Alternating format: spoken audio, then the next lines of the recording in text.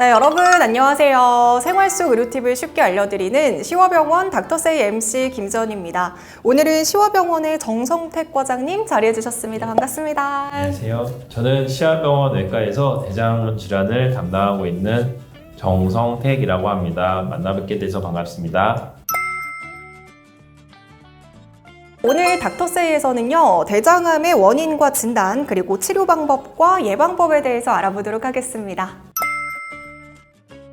자, 오늘은 네모 퀴즈로 먼저 시작을 해보려고 하는데요. 자, 네모 퀴즈를 통해서 대장암의 증상에 대해서 알아보도록 하겠습니다. 첫 번째 네모 퀴즈입니다. 대장암을 일으키는 여러 위험 요소 중에서 원인이 되는 것은 네모다. 스트레스가 만병의 근원이다라는 말이 있는 만큼 스트레스가 정답 아닐까요? 스트레스도 맞고요. 네. 최근 연구 결과에 발표된 바에 의하면 네. 술이 큰 영향을 미친다고 발표가 되었습니다.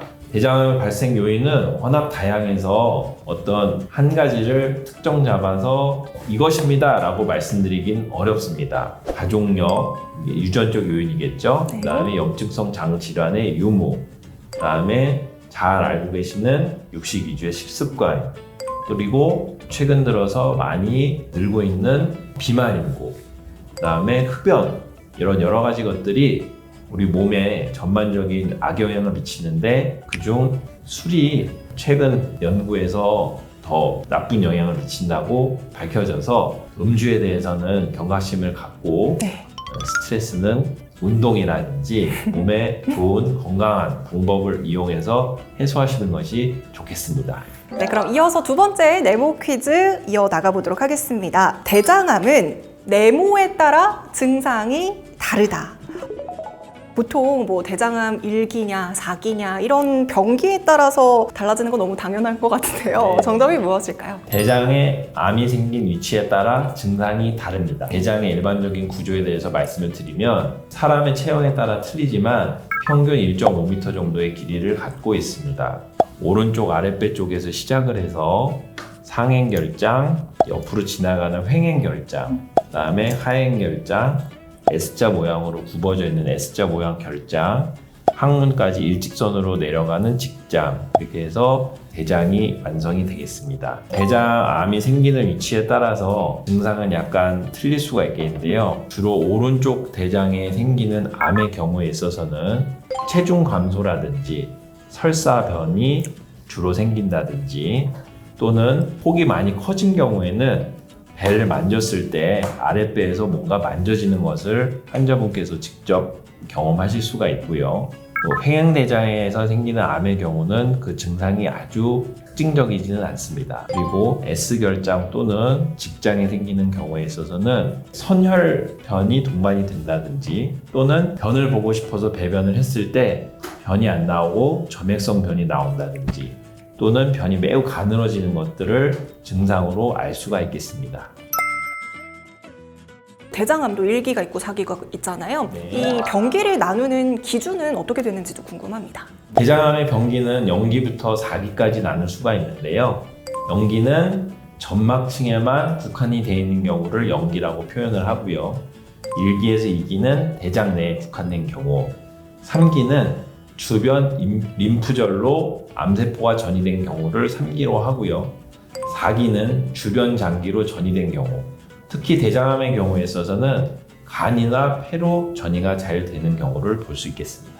마지막 네모 퀴즈입니다. 여러분들도 함께 맞춰보시면 좋을 것 같은데요. 대장암이 있다면 네모가 변한다.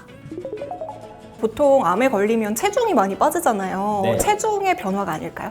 체중의 변화도 맞는 답이지만 좀 더 정확한 답은 배변 습관의 변화입니다. 우선 우리가 암에 걸리면 심한 피로감을 느낀다든지 몸무게가 빠진다든지 여러 가지 다양한 증상이 나타날 수가 있는데, 대장암의 경우에 있어서는 배변 습관의 변화가 좀 더 나타날 수가 있는데요. 네. 대장은 변이 만들어져서 나가는 기관이기 때문에 대장 내에 종물이 생기게 되면 출혈이 동반된다든지, 또는 변에서 이상한 냄새가 난다든지, 변이 가늘어진다든지, 변을 보기가 점점 더 힘들어진다든지 하는 증상으로 인해서 환자분들이 이상한 느낌을 좀 더 느낄 수가 있습니다. 그래서 그런 부분들을 잘 보시고 이상이 있으면 병원에 빨리 오시는 것이 중요하다고 볼 수 있겠습니다. 네, 결국에는 대변의 형태를 좀 주의 깊게 관찰을 해봐야 될 것 같은데요. 네. 방금 혈변에 대해서도 말씀을 해주셨잖아요. 네. 근데 사실상 혈변하면 이게 치질일 수도 있겠다라고 생각해서 또 대수롭지 않게 넘어가는 경우도 있거든요. 치질과 대장암 어떻게 구분할 수 있을까요? 전문가가 보지 않고서는 일반인들이 보시기에는 구분을 하기가 쉽지는 않습니다. 하지만 혈변을 봤을 때 가장 먼저 병원에 와서 해볼 수 있는 방법은 직장 항문 수지 검사입니다. 그것을 통해서 항문에 묻어나는 피인지 아니면 변에 섞여나서 묻어나는 피인지를 구분해 볼 수가 있고, 항문에 가까운 종양이 발생한 경우에는 수지 검사를 통해서 그 혹을 직접 만져볼 수가 있습니다. 그렇게 진단이 되는 경우에는 추가적인 검사, 예를 들어서 CT나 대장 내시경 등을 통해서 확진에 이를 수가 있습니다. 요즘에는 또 대부분의 수술이 복강경으로 대부분 하고 있다고 들었거든요. 그럼 대장암 수술도 어느 부위에 종양이 있더라도 가능하다라고 볼 수 있을까요? 주변 장기로 직접적인 침범이나 전이가 아주 심하지 않은 경우를 제외하고는 복강경으로 수술은 가능합니다. 그리고 점막만을 침범한 조기 대장암의 경우에 있어서는 수술적 방법이 아닌 요즘은 내시경 수술이라고 표현을 하기도 하는데, 대장 내시경을 통해서 점막과 암만을 절제하는 내시경 절제 수술이 가능한 경우도 있습니다. 그럼 대장암이 생긴 위치에 따라서 또 수술하는 방법이 다른 건지도 궁금합니다.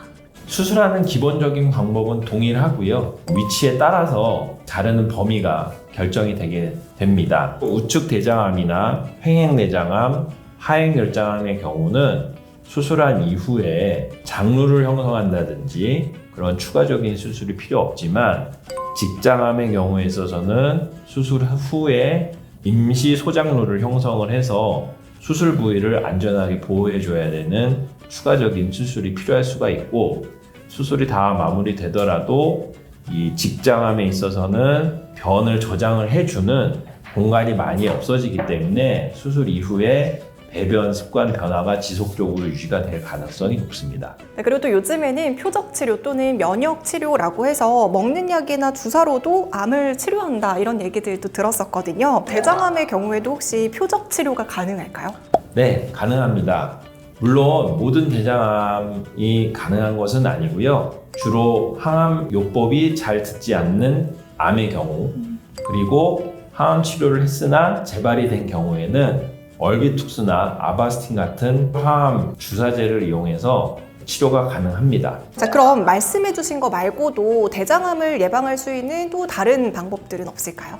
우리나라에서 50세를 기준으로 대장 내시경 검진을 권고하고 있습니다.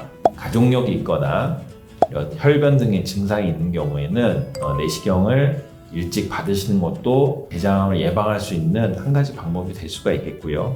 네, 더불어 운동을 열심히 하시고 배변 활동이 활성화되면 그로 인해서 대장암 발생 가능성을 줄일 수 있는 여지가 있기 때문에 꾸준한 운동과 규칙적인 식습관, 가장 기본이 되겠죠. 네, 더불어서 9월은 대장 항문의 달입니다. 9월 대장 항문의 달을 맞이해서 여러분들도 대장 내시경 받아보시는 건 어떨까요?